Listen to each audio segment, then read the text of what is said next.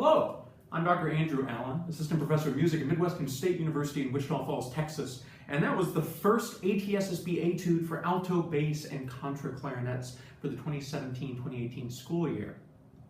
This is a lovely, deceptively simple little piece. For most of you, there won't be a lot in the way of technical problems with this. This is, after all, in the key of concert, F major, our G major, throughout the piece. We're very familiar with that key signature. We're very familiar with playing in the ranges this piece is asking us to play in most band literature.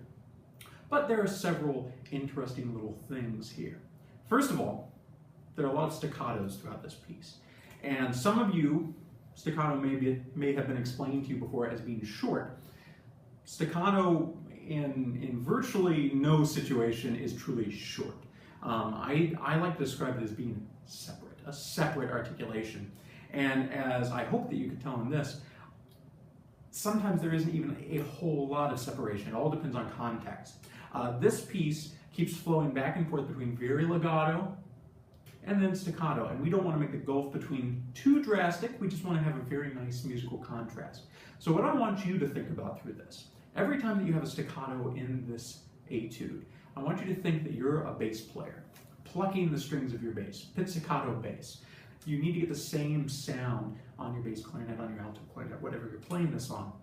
It needs to be separate, but not short, not pecky, still very full, rich sound. Another thing about this piece, there are dynamics all over the place. And that isn't optional. Dynamics are never optional. Dynamics are an integral part of any piece.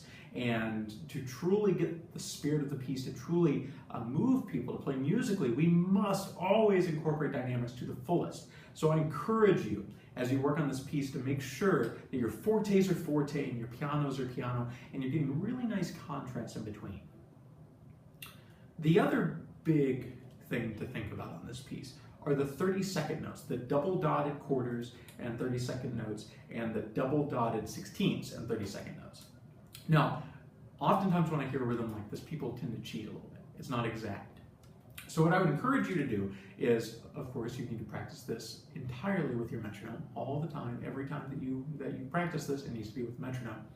But I would suggest that you practice this in double time on your metronome. Whatever tempo you're at, double that on your metronome so that the main click that you're getting is actually the 8th note. And then if your metronome does it, make sure you bring in the subdivision of all as high as it can go so that your subdivision actually becomes the 32nd. That may seem like overkill to most of you, but for those of you who are beginning to see the point of this whole music thing, you'll realize that it's not. They must be exact to get the full effect of this piece. I hope that those few thoughts help you in your journey on this piece. If you have any questions, please get a hold of me, andrew.allen@mwsu.edu. I look forward to hearing from you, and best of luck.